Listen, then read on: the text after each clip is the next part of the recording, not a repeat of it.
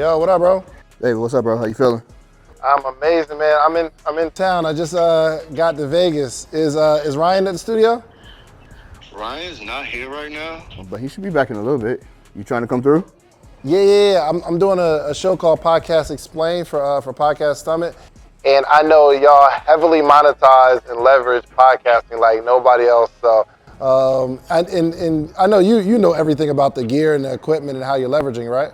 Yeah, for sure, man. I've been running his team for 4 years. I can tell you everything about it. Say less. Yo, I'm about to pull up. All right, bro. I'll meet you out front. All right. Yo. What's up, bro? Man, I'm good. How are you? How you feeling? Incredible, bro. Yeah? Incredible, man. I'm prepared to be inspired. Yeah, man. I'm glad you came out, though. Absolutely. This is exciting. So where are we at right now? So this is, so we have 2 floors. First floor, mainly for business. At the top floor, and then this floor is specifically for media. Really? So yeah, you're gonna get to see some of our event space, some of our coaches' rooms, our studios, man. You can do everything. All the fun stuff happens down here. Let's get it. Let me see what y'all got let's going do it. on, man. Boy, this prime location too, huh? Yeah, man. We're about Yeah. We're about 8 minutes from the airport. You know, right off Las Vegas Boulevard, between Las Vegas and Bermuda. So I mean, you're gonna be able to hit everything from here quick. Yo, this is nice, bro. Yeah, man. Give some context too, bro. This used to just be a sales floor. Like it was a bunch of cubicles here, and this is where some of his sales team was working out of. And then Ryan was like, yo, I want to go all in on events. I want to do it. This is about 2 years ago. So we ripped those cubicles out. He was like, go get what you need to make this a nice event space. And I go, Ryan, you sure? Right. And he was like, get everything we need. And so I didn't hold back. I went and got it. We got the capability of live streaming, capability of like, you know, selling a live ticket plus selling the room. So it works out really well here. How often y'all do live events? So we do, so it's rented every once in a while, right? Like when people come in town, so we've rented it. Somebody else can rent the space? Yeah, you can rent the space for sure. We just recently did Jason Wojo's event here, so that was fun. But as far as Ryan, he does 2 events a month, and then we do a 2 events a month? Yeah, so he has both businesses. He got his real estate business, Wealthy Investor, and he also has Wealthy Kingdom, which is his nonprofit. So I mean, we've set these chairs up to be kind of like theater style, church style, and had a live band and stuff in here singing and worshiping. So we use it for a lot. Nah, this is fire. All right, so take me back here. Okay. What we got here? What's the gear? Okay, so everything kind of top of the line. We got a far side is a mixer. So here's our audio board, Allen Heath, and what this does is allow us to control the audio in the room and then separate it to control what's happening on the stream. Hold on. This controls audio in the room. As well as what your experience online would be like. Why would I do that? So for instance, let's say we're doing a live event and there's a separate host for the online community. And you'll see in a little bit, we got another studio that we use for studio as well as like the green room or a separate studio. But we'll cut away to the online host when there's nothing actionable happening in the room. But you got to be able to control audio to separate the two. Got it. So this allows us to do that. That's a ton of channels, as well as our, you know, I can have a DJ come hook into it. When we do our worship nights, the keys and all the instruments hook into it. Gotcha. And we can kind of control what the atmosphere feels like in the room in that case. So it's pretty cool. Obviously, our Mac runs all of our softwares. Whether that be Pro Presenter or the Blackmagic software that we use mostly. So we run out of that. Gotcha. Going into our Blackmagic, this is the H8 Pro. So again, this gives us all these SDI channels and allows us. So here, so y'all on like a full SDI workflow. Yeah. I need to. I got HDMI everywhere, and it's so stupid, bro. It's so wiggly. And, you know what I mean? Yeah, it's a couple of reasons too. Cause like one, we didn't want the lags, and the SDI eliminates the lag that you have. But the other piece too is that with HDMIs, when you got a lot of people in the room, you always got to worry about those cords getting pulled. You know, things happen, things go wrong. So these are all locked in and prepared for it. This is also connected to our other 2 studios. So during the break here, when they were, you know, we had 60-something people here for his Day with Ryan event, during their lunch break, I went and cut away to him podcasting live in the back. So they were able to see a podcast that's not gonna come out for weeks. Dope. It's all tied in. We can do a lot of fun stuff with this, but the ADEM board allows us to switch between the two. FX6 we run up there, another FX3. I run FX6. I want the FX6 so bad. Do you? Yeah. Yeah, man. I think be purposeful. So like, there's a lot of stuff like a lot of people that have FX6 for no reason. Like if it's just social media, that's overkill. Yeah. But if it's when we do events, we want to have a higher quality, so it works out pretty well. Got it. All right. I think that's it. Obviously, microphones and all that kind of stuff. Do y'all put live content out? Do you put this type of content like he did today with Ryan, where it's a bunch of students he's teaching? Do y'all put that type of stuff out on the podcast as well? Yeah.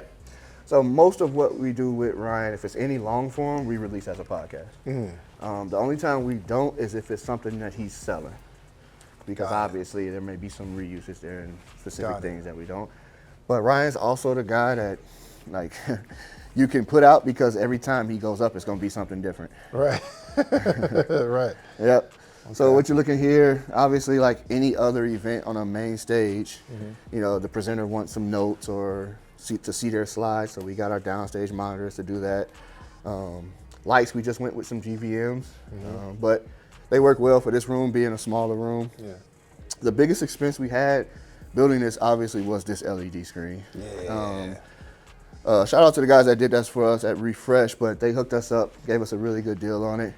But we knew that would be the game changer in the feel of the room. How much is the screen? 40K. 40K. 40K for the screen. Yeah. Sheesh. Yeah. So, but it's well worth it. You know, and the good thing about like a space like this is, he didn't even know what I spent to do it all. He got up on the very first event we did here and started talking about it, and then he was like, I don't even know how much we spent. And then he looked back at me like, how much did we spend on this? And I just kind of put my head down. But when we ran numbers afterwards, we had already made all our money back from that one event on everything we spent. So it worked out great. Then I could tell him how much. Right. What were the expenses on this build out? So first thing was, there was no booth back there. Right. That was just build out for the so you had to get a contractor to build out that booth. Then you had to get a contractor to run all the wires, right? Do all the electrical work. So I want to say it was in the range of like 170, 180 as far as getting everything. Some of these TVs that I'm using as DSMs we already had. We were just, kind of just repurposed those. But on the tech end, it was around that range, 180 or so. Bro, if my assistant orders Chick-fil-A, I need to know. I didn't know how much we, you know what I mean? Like, she'd be like, oh, it's going to be $26. I'm like, cool. That's so funny. My man said, yo, just do it, 170 grand. Just do it. And then I figured out, like, yeah, it's different when you believe in it, man. Like, he believed it and he trusted me to do it, so it worked out great. Awesome. Okay, what else we got? All right, let's go to the back here. So back here is where most of my team is. My office, but my two editors are out here. Okay. This your office? Yeah, this is me in there. You create as well? Do all my coaching in there. There you go, boss. All my, some editing on my end, but what you got here? What camera is this? So this is ZV-E10, 16 to 35 lens on that. Keeps me wide when I've got limited space, but really good camera as a webcam. But yeah, I do all the coaching on the content side out of here. You coach people on content? Yeah, so basically what I did was we developed the same product that we run for Ryan to offer to all of his students or anybody that wants to get involved. So we got a company called Wealthy Creator that's partnered with Creator Lab that does all of that. And so, get to come in, learn everything that Ryan does. So any updates that we change or we do in his thing, I just give it right up to the community. Love it. We had quite a few success stories of people that learned how to create and then learn how to monetize. Justin, tell him about that. Our list over here. So what's this? This is the podcast wish list for Ryan. Some of these people I can actually take off because we've gotten them on. But what I do, during the weeks is I cold DM all these individuals once or twice a month just to try to get some reaction. And then I also look at people on their team and try to hit them as well. Yeah. But as we grow and you want to keep getting new people on and have interesting conversations, we just keep adding to this list. If you see like some names next to some people, those are people that have been through here that have a contact for them. So it just reminds me to reach out to them to try to get to the next person. I got you. What did Inky say? It's funny. Inky, I made contact with somebody on the team, but then I never got a response after that. So they'll be getting hit again in a couple of... These people, are you expecting them to just come, or are you like saying we'll pay you, or what is your thought? Fortunately for us, we haven't had to pay anybody to come yet. What it is Ryan's built a strong enough brand. This goes for anybody that understands how to build a strong enough brand. Most people want to come to you and have a conversation because it's almost like a mini mastermind between the two minds that come to the room. So we haven't yet had to pay anybody. They usually end up coming. There's very few that I think he'd be willing to pay. It would have to be a really significant like impact. Magic or something. Yeah. It would have to do really, it'll have to change business for him to want to have to pay somebody to come do that. And it just has to make sense.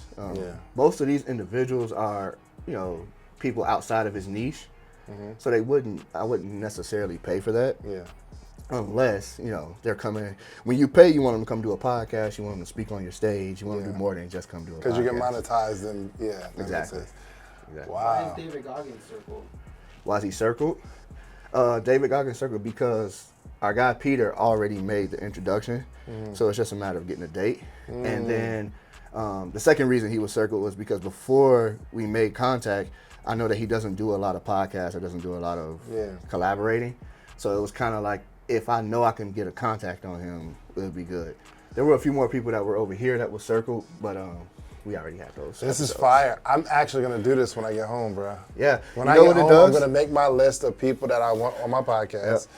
And I think it does two things. One, it allows you to be intentional, but two, when somebody comes in, be like, oh, that's my guy. You feel me? That's and three, exactly.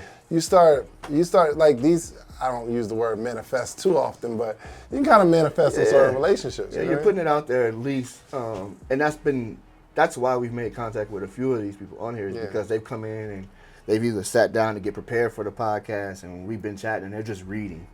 And then, I know such and such, and that's happened a few times now where the connection's been made. So, that list is going to keep building out. This is dope.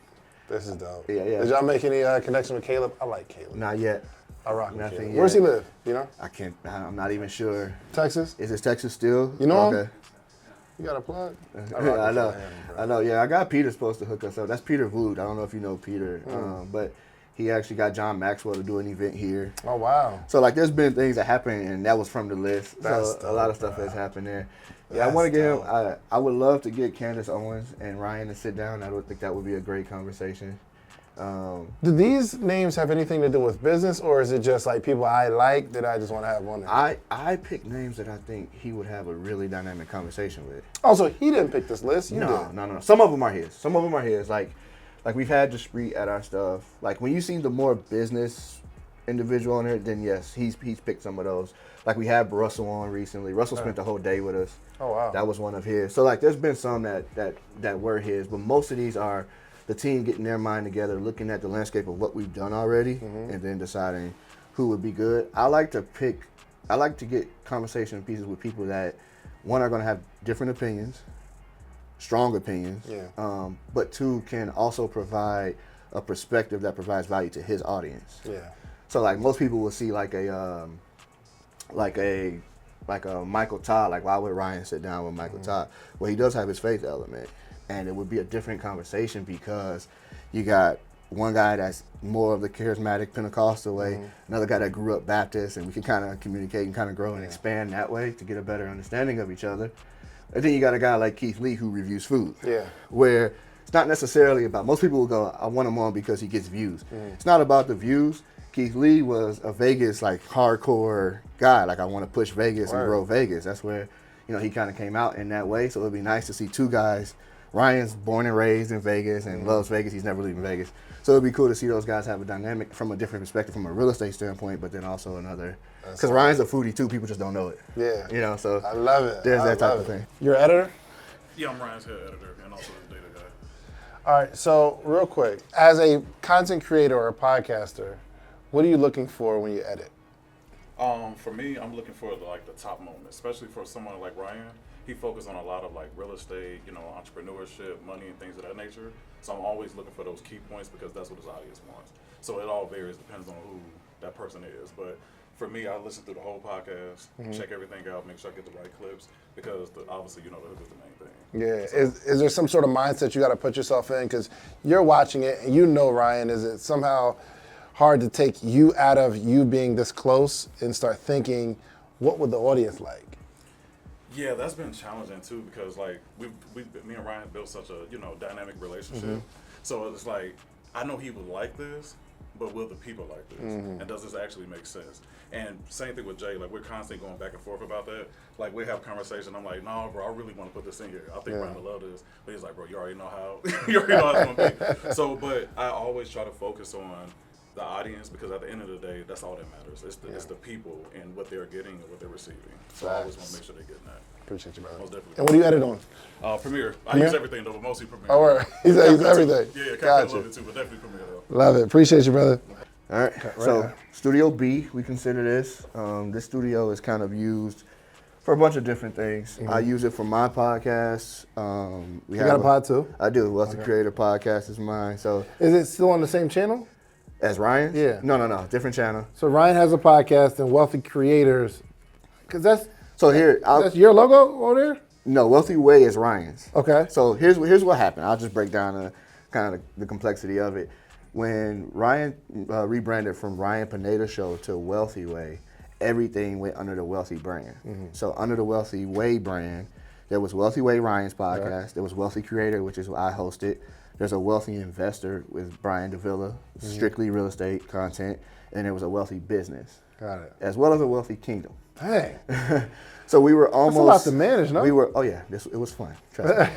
But there was those podcasts kind of running as a network of the Wealthy brands, but kind of hyper focused on whatever the niche was individually. And so we filmed most of those here. And so if you notice, we got furniture like shelves that aren't actually nailed to the wall, light furniture that can be moved, because we will create a different set for everybody's podcast. Got it. You got the LED GVM lights to be able to kind of change the color and the tones to match the branding. So we had all those pieces in here, and we just kind of use this as an all-purpose studio for wedding. On top of that, we had clients come film in here as well. So nice. We allow some of the students to come do some talking head stuff, or some podcasts in here. So it works out pretty well. So what are y'all shooting with in here? So in here we are most of the time on FX30s. Okay. That's a theme here in Vegas, man. Everybody's at FX30. Yeah. Yeah, I mean, what you get for the dollar on this camera is well worth it. It's always what I recommend when people are like, "Hey, I don't want to get the cheapest thing, but I want to get something good." I always tell them to go 30. But yeah, they just work really well. We started off with A7S3s, which I believe that's what that camera would be. And then we kind of made that shift as this one released, just for like reasons of overheating and things like that. We have no trouble with the FX30, so it works out well. We got a 50 millimeter Sigma. 1.4. Yep. If I'm gonna recommend a budget option, this is the option right here for the podcast. That 50 gives you flexibility on the room length or the size of the room, and then the 30, while it already adds a crop, it's perfect for like that more depth of field when you're filming a podcast in close quarters. Love it. And what we got here? Run it off a Rodecaster Pro 2. Okay. One of my favorite tools because it also isolates each track for us. So if it's a guest coming to podcast and we don't have somebody to sit and live switch it, we just throw it in the autopod and get it done that way. Makes it really simple. And then this is the Extreme Pro, the HDMI version. Yep. So you'll see another version of this that is SDI. Right. So if you're thinking about moving over, it's a good one to go to. I wish the 30s had SDI because I got 9 FX30s, bro, in my studio, and it's like I can't. They don't have SDI. Well, you can run the conversions. Like that's what you're gonna see over in the next studio. You'll see SDI, ATEM, Extreme, running to FX3s with converters. Got it. And where's the mic plugged into? It's going into the Rodecaster. It's going into the Rodecaster. Right now it's not plugged up, but it goes into the Because I was like, I don't see a connection between. No. They all run along the side of the wall. Got it. Like I said, we had the event today, and they toured the studio, and I've had disasters where people come in and don't watch where they're standing. So that's a fact. We moved all the cords off the floor. Goodness. Now this is beautiful. Yeah, now we're going into the Wealthy Way studio. This is beautiful. So this is Wealthy Way, Ryan Pineda's studio. Initially, when I drew up like a graph to design the space, there was a set here and then 2 sets in these corners. Okay. And then he bought that desk. And there was no more room. Because the desk was nice, but it doesn't necessarily Yeah. fit into the vision. So like, I took it as he wanted this room to himself. Yeah. Because the plan was to have, obviously 2 separate sets to be able to kind of be flexible with. And then we got paper rolls up there for a 4th set, technically. Green screen and different things like that. But he bought this desk for $15,000. This desk was $15,000? Custom made. I'm not even sure, the design of it, but I think from a architectural standpoint or design, it's probably really good. What does this do? I can't tell you. It's just part of the desk. It's just part of the design. Okay. But yeah, and so immediately I was like, okay, this is gonna feel kind of like a talk show type of feel. So yeah, it cut us down to 1 set on this side. What is this right here? Just canvas, man. That's a canvas-like picture with tiki lights. Canvas picture with tiki lights. Yeah. What do you mean? So you purchase a canvas that it gives it a window feel, right? Obviously, that's what it looks like. And then those lights are just added to the back of it. It's just really tiny lights, and it's just plugged in. This is so it's really hard. small lights. Because you would think, all right, come a little closer. So you would think that this is a screen. Even when I got up on it, I thought it was a screen because of like the outside border. Yep. But this is just, I guess it's like paper on plastic, top of it. Yeah, plastic on top of it with lights coming out a little bit. That's hard. Yeah. And on camera, with the right amount of bokeh, it really looks like you're in front of a window. Yeah. And so that was kind of the effect. I've had people come in and go, man, I thought y'all were really filming at nighttime. And I'm like, nah, dude, you're not filming on the strip in the penthouse at night. Wow. But it looks really good on camera, so it was a cool design. Gotcha. And so this is FX3. 3's here, yep. FX3 with a 85 millimeter Sony G Master. Really good lens. Crispy. Yep, really clean. That joint's beautiful. Yeah. He told me to get it, so I didn't hold back on, right. on what he's doing. But it makes for a really good image. Even our soft out of focus images still look good. So it's like it gives me some protection there too from my shooters. Got it. But yeah, and so it works lights. Well. Lights. These are all aperture lights. This was probably the one thing that was overkill for these rooms. Yeah. Like even right now, these lights are probably operating at like 11%. And so the idea, I bought one because he was talking about doing some events outside. And I was like, I'll need a few of these to light the parking lot. Yeah. Right? We don't have to go pay for a company to come light the parking lot. So yeah, I didn't necessarily have to have this type of lighting for this room. If I could go back, I would change it. Yeah. But they work really well, especially for the psych wall, because these lights are also RGB. So on the psych wall side of things, it lights that background up really harsh to give it that infinity kind of space. Bring it out, yeah. And then if I go red on it, if I go blue on it, we can light down, and it makes for another dynamic. So another set can be used. Like I said, these are I think this one right now is at 29%. So you got all the lights routed over. They're all coming to this board. Okay, gotcha. All going here on that board. Love it. So yeah, all going to the wall. It's cool. Incredible. Here's that Blackmagic ATEM I was the telling you SDI, about. SDI's out. But you have I saw a converter. Yeah, looks like this. Yep. So these are the SDI to HDMI converters that allow us to use any camera that has HDMI into this switcher. Why is there another screen here when you would use this? So it just depends on who's switching. Sometimes the individual wants to see the multi-view when they switch, and then sometimes they don't. So I'm assuming that the last person that did the last podcast didn't care about seeing a multi-view. Got it. So that's the only reason why there's a bigger screen there. But yeah, it's a pretty good setup. What's nice about this setup too is that I'm running the Rodecaster into the ATEM. Yeah. So by the time our editor gets the final file from the recording, it already has the audio baked in. So audio switched already, ready to go for the most part. What I'm starting to see too, man, is the theme. The theme is we have a business, but content is a major part of the business, right? You can't just, it used to be just salespeople and, you know, this and that, but we need multiple places to create content. That's what drives it, right? Absolutely. And I mean, he was all in, even for myself. Like, although I was doing the back end of his content, when he encouraged me to do the podcast. Nice. Because I was never in front of a camera. I was always behind the camera. But he encouraged it because he was like, you know, if you start to grow and you start to build, he's like, it only helps the business overall. He was like, you've done it now for 3 years. Like, why not get out in front of people and tell them what you're doing? It also helps people. And that's his big thing is like, how do we serve the audience that we currently have while also promoting to gain new people in? And so, bro, I'm inspired to create more, bro. I'm about to go home, back to Atlanta, and be a full-fledged extreme content creator. Because you got content creators, right, where you'll drop a podcast once a week, or, but like y'all have a whole machine going on right now. Yeah, no, he's doing 3 pods a week. You know, anywhere 3 pods a week. 3 full-length podcasts every week, and then about 4, anywhere from 4 to 6 shorts a day. So we maximize, you know, 4 to 6 output. Shorts a day. 4 to 6, not 4 46. No, I'm saying 4 to 6, but every day. Every day. Yep. So my hope is that if you see his content regularly, which you should be at that amount, and you're not taking any action or doing anything to support or be a part, that you just unfollow. Like, don't be the person that intakes all of this information and has an opportunity to kind of change the life of your family and generations after you, and you're just you're a consumer of the content. Be a consumer of the knowledge, you know. So that's the goal. We don't. If I can ramp up, I will. You know what I mean? Like we could.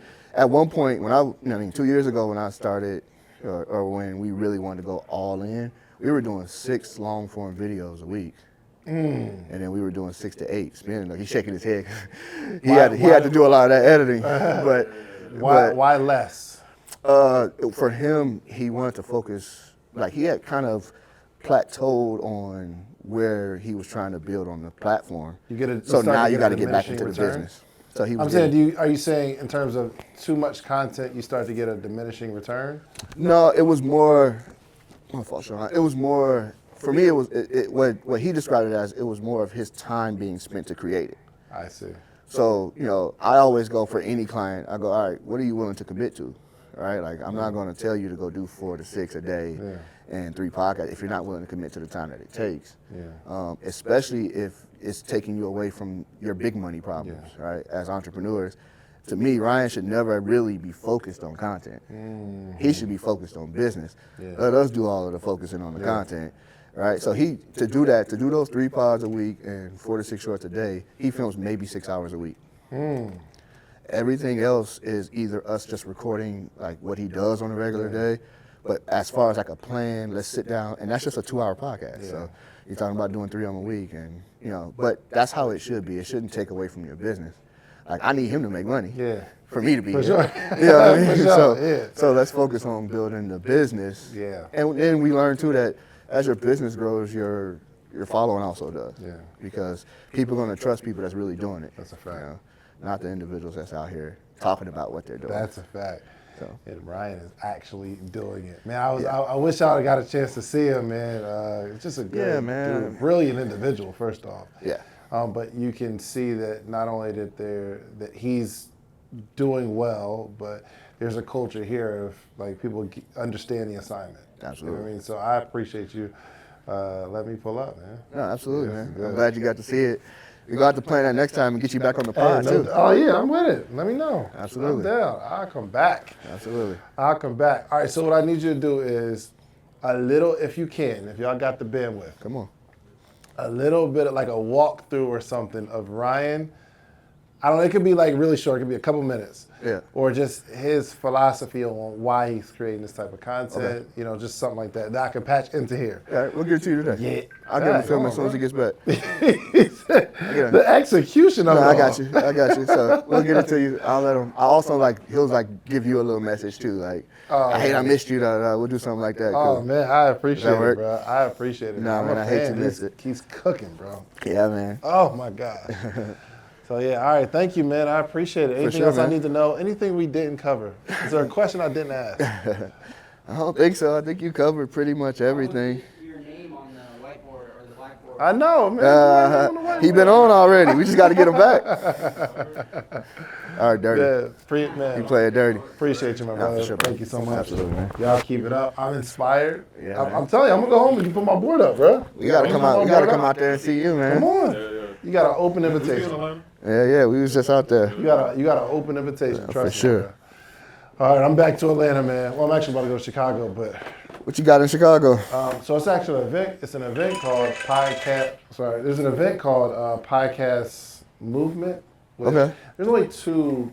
It's only two big podcast events, like education events, and ours is the third podcast summit. The summit, but okay. This is our third one, and we are quickly going to eclipse those two. Yeah. It's no diversity. When's your next one? August 7th and 8th. Might have to do that. August 7th and 8th. We'll go out there. Yeah, can y'all pull up? Yeah, we'll pull up for sure. Hey, look, I ain't got a whole bunch of bread, but if I can get y'all to speak, you Nah. know what I'm saying? Nah, I'll be glad to. Yeah, Seriously. it's going to be insane because we bridge not only just what is the content, we do that, you know, like what type of equipment do you use, how do you shoot, how do you make it look good, but also the business behind it. So how does a coach or a consultant use podcasting to grow their practice? You know what I mean? What is that workflow? So we cover the gambit over 2 days. It's lit. No, I for sure be able to help you out Y'all there. heard it. Yeah. I'll be In there. the building. Let's go. I'll do an ad right now. Expect me in. Man, I appreciate you, Nah, baby. man. I'm about to head Absolutely. to the airport. I appreciate y'all, fellas. I'll let y'all know when it comes out. We'll get some clips going on. Absolutely, man. Thank All right, you. Safe travels. What's up, David? It's Ryan. So I heard you came by and checked out our space. Unfortunately, I couldn't make it, but I'm sure Justin, my producer, showed you around, and hopefully you got to see kind of how we do things with the event space for masterminds and workshops and everything else, to seeing, you know, my podcast studio, to the podcast studio B's for when other people want to film.